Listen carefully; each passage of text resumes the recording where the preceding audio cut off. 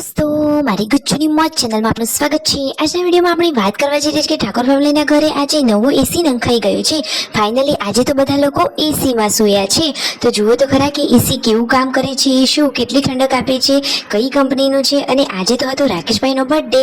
તો શું કોઈએ એમને બર્થડે વિશ જ ના કર્યો? તેનું સેલિબ્રેશન કેમ ના કર્યું? બર્થડેનું સેલિબ્રેશન ના કરવાનું કારણ શું હતું? એ બધી જ માહિતી મળશે તમને મારા આ વિડીયોમાં। મારી ચેનલ ઉપર નવા હોય તો ચેનલને ફટાફટ લાઈક શેર અને સબસ્ક્રાઇબ કરી દો। Full video in Thakor family blog channel દોસ્તો, ફૂલ વિડીયોની લિંક ડિસ્ક્રિપ્શનમાં મૂકેલી છે, ત્યાં જઈ તમે આખો વિડીયો વોચ કરી શકો છો। આવી ટૂંકી ટચુકડી લાઈવ લેટેસ્ટ ટ્રેન્ડિંગ માહિતી મેળવવા માટે કરી દો મારી ચેનલને ફટાફટ સબસ્ક્રાઇબ। તો ચાલો દોસ્તો, વધારે રાહ ન જોતા આપણે વિડીયોની શરૂઆત કરી દઈએ છીએ। તમે વિડીયોમાં લાઈવ જોઈ રહ્યા છો કે પૂનમ ભાભી રાકેશભાઈને બર્થડે વિશ કર્યો। હેપી બર્થડે રાકેશભાઈ। સૌથી પહેલા તો રાકેશભાઈને જન્મદિવસની ઘણી બધી શુભકામનાઓ। તમે રાકેશભાઈને બર્થડે વિશ કર્યો કે નહીં? હજુ સુધી તેમને બર્થડે વિશ ના કર્યો હોય તો ફટાફટ કોમેન્ટમાં બર્થડે વિશ કરી લો। જોઈએ કેટલા તેમના ફેન ચાહકો છે કે જે એમને બર્થડે વિશ કરે છે।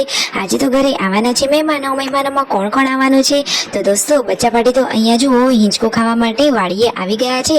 ઘરે આજે મહેમાનો આવવાના છે પૂનમ ભાભીના પિયરથી અને શિલ્પા ભાભીના પિયરથી જક્ષીભાઈ। આ બધા લોકો અત્યારે કેમ આવવાના છે? બચ્ચા પાટીને તો હવે વેકેશનમાં જોરદાર મજા જ પડી ગઈ છે।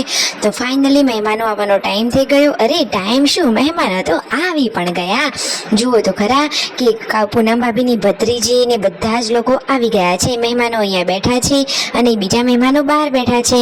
મહેમાનોને મીઠો આવકારો આપ્યો અને જુઓ જક્ષીભાઈ, પૂનમ ભાભીના ભાઈ બધા જ લોકો આવી ગયા છે। તો મહેમાનો માટે જમવાનું રેડી કરવામાં આવી રહ્યું છે। જમવામાં શું બનાવવાનું છે? મહેમાનો માટે કંઈ ઠંડુ પીણું કરાવ્યું કે નહીં? અને જુઓ કાજલબેની બા, શિલ્પા ભાભી બધા લોકો રસોડામાં રસોઈનું કામકાજ લઈને બેસી ગયા છે। આજે રસોઈનું કામ ભાગમાં આવ્યું છે શિલ્પા ભાભીના અને કાજલબેનના, કારણ કે અત્યારે પાર્વતી ભાભી તો પિયર ગયેલા છે એટલે પૂનમ ભાભીથી બધા કામ થાય નહીં, એટલે કામનો વારો આવ્યો છે કાજલબેની બાનો અને શિલ્પા ભાભીનો। તો કાજલબેન તો અહીંયા પિયરમાં ખુશ છે, ભાઈ ભાભી એમને અઢળક વહાલ કરે છે અને હંમેશા તેઓ આમ જ હસતા ખેલતા અને ખુશ રહે એવી જ ભગવાનને પ્રાર્થના। સાચી વાત ને દોસ્તો? તો આજે તો હતો રાકેશભાઈનો અને સાથે કરણજીનો પણ બર્થડે। તો બંને લોકોને હેપી બર્થડે બધા લોકોએ વિશ કર્યો, તો તમે પણ ફટોફટ વિશ કરી લો। દાળનો વઘાર રાકેશભાઈએ કર્યો, રોટલી શિલ્પા ભાભીએ બનાવી, પૂનમ ભાભીની ભત્રીજી જાનુ તેમને અહીંયા વાસણ માંજવામાં હેલ્પ કરી રહી છે।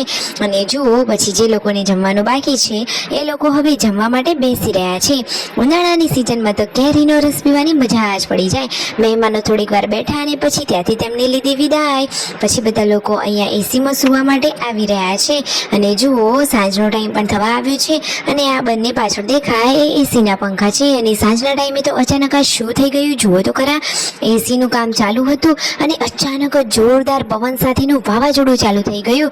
બધા જ લોકોની અહીંયા તો દોડધામ મચી ગઈ। કાજલબેનીમાં ફટોફટ કપડાં લઈ આવ્યા કે જેથી કપડાં ઉડી ના જાય। ભેંસને પણ સરખી બાંધી દીધી કે તેઓ જો છોડીને ભાગી ના જાય। ઉપરથી આ ખાટલો પણ ઉતારી દીધો અને ઘરના બારણા પણ વાંખી દીધા કે ઘરમાં સેપટ ના ભરાય।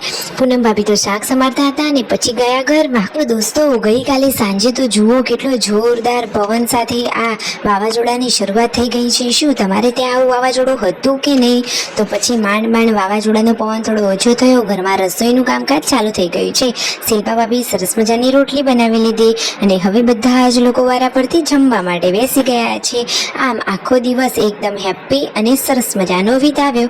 પૂનમ ભાભી વાસણ માંજી રહ્યા છે અને કાજલબેની બા કચરો વાળી રહ્યા છે। સંજયભાઈ કહે છે કે મને તો પૂનમ ભાભી અને કાજલબેની બા ઉપર દયા આવે છે। વિડીયો ગમે હોય તો કરી દો લાઈક, શેર અને સબસ્ક્રાઇબ।